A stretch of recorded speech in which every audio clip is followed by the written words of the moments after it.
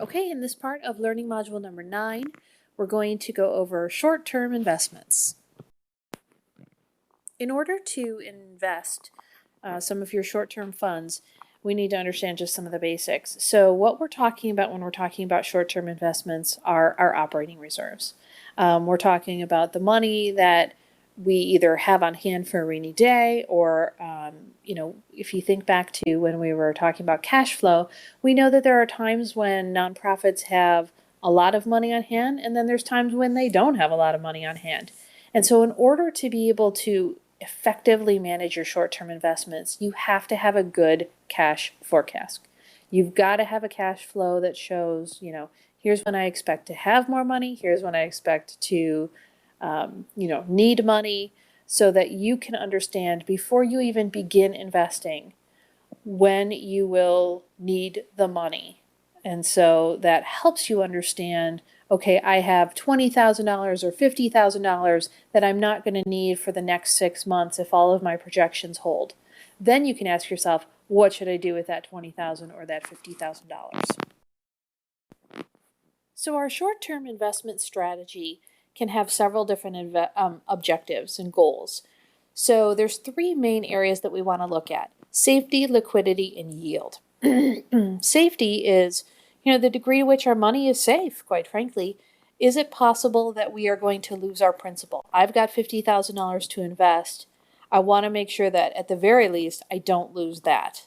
That is the definition of safety, if you will. Liquidity is how easy can I access it, right? So we're going to go over in a few slides all the different types of investment vehicles, and some of them are more liquid than others. And by now we understand the concept of liquidity, so it's how easily can I turn them into cash once I make the investment if I need it. Yield is the type of return that you will get. So how much am I going to make in interest? This investment option has 10%, is going to promise me 10%. This investment option is going to promise me 5%. That's yield. So which is the most important? Well, when we're talking about short-term investments, we are always going to prioritize safety. And actually it goes in kind of the order that you see there. Because it is our short-term investment, because it's our operating reserves and our cash, if you will, the most important thing we can do is choose vehicles that, to the degree possible, make sure it's not at risk. Then we need to make sure that we can access it, because it doesn't do us any good if we can't get to it. And then finally and last, we want to look at what type of return we're going to get. Another key thing to think about with short-term investing is our risk tolerance and the types of risks that we're going to encounter as we start investing. So there's 2 main types: default risk and market risk. Default risk is probably the easier one to understand, and it's basically, how safe are the investments or the company that I'm investing in or with, right? So a good example is Enron. If you're familiar with what happened to Enron in 2001 and 2002, basically it went bankrupt, and everybody who had stock in Enron lost all of their money, essentially. That would be considered, a high default risk, and so, not a good investment. The way that this works is there are rating agencies that tell you whether or not this stock is rated, AAA, AA, A, all the way down to what we call junk bonds. And so oftentimes nonprofits will, in their policies or their investment policies, spell out exactly which grades of investments the organization is allowed to invest in. Market risk is a little harder to understand. It basically is saying, what's happening in the greater world, right? What is the interest rate in particular doing? The best way I can think about this is if interest rates are going up. If you're familiar with the concept of certificates of deposit, right? Banks offer CDs. You go and you put your money aside and or put your money there, they take it for 6 months, and basically they offer you a 0.59% interest rate.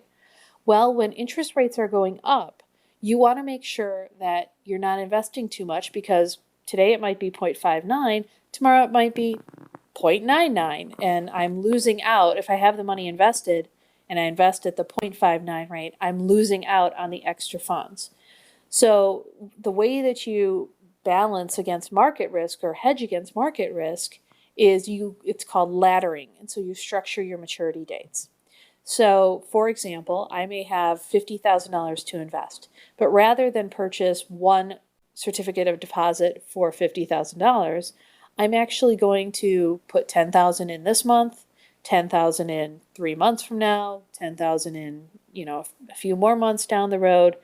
Hopefully, if the interest rate is going up, every time that I do this, I am getting more of a return. So I hope that makes sense. And finally, let's take a look at some of the types of investment vehicles that we may look at for our short-term investments. The safest by far is going to be our bank offerings. So that's our certificate of deposit, which we just talked about, or quite frankly, we can just choose a money market account, which is, very safe and very liquid, and the yield is not as good. U.S. Treasury securities, there's 3 different types: T-bills, Treasury notes, and Treasury bonds. And basically, you can read about them in the book, but what I want you to understand about them is there's a difference in terms of the length that you're purchasing them for. So T-bills, generally have, a 4-week T-bill, a 3-month, I believe, and a 6-month, and so on and so on. Treasury notes up to 1 year, that sort of thing. Other government securities or municipal bonds or muni bonds, from time to time, different government agencies will float, and I'm putting that in quotes, float is the term, bonds to pay for something, and it's backed by essentially the city or the state or the federal government. And so these are generally considered very secure, very safe. The yield's not as great, but generally speaking, it meets our short-term objective of safety. And then the book also talks about a couple of other types of short-term investment vehicles. I'll be honest with you, I've been around the nonprofit sector for a long, long time. I have yet to run into anybody who's invested in commercial paper or who, from a short-term perspective, manages a lot of repurchase agreements. I'm sure that there are nonprofits out there that do that, but generally speaking, we don't encounter that too much. So when we're looking at these different types of investment vehicles and we're talking about, well, which one should I choose? Generally, they're stacked there in terms of their safety. So CDs, money market accounts being very safe, commercial paper, money market, mutual funds, perhaps a little more risky. They also tend to, the way I want you to think of investments is, generally speaking, the more risk you take on, the chances are you have for a higher yield. So CDs are going to be, of all the things that you see there on this slide, CDs are going to offer you the lowest yield, generally speaking. So that's short-term investments. When you're ready, you can go on and we'll talk about long-term investments.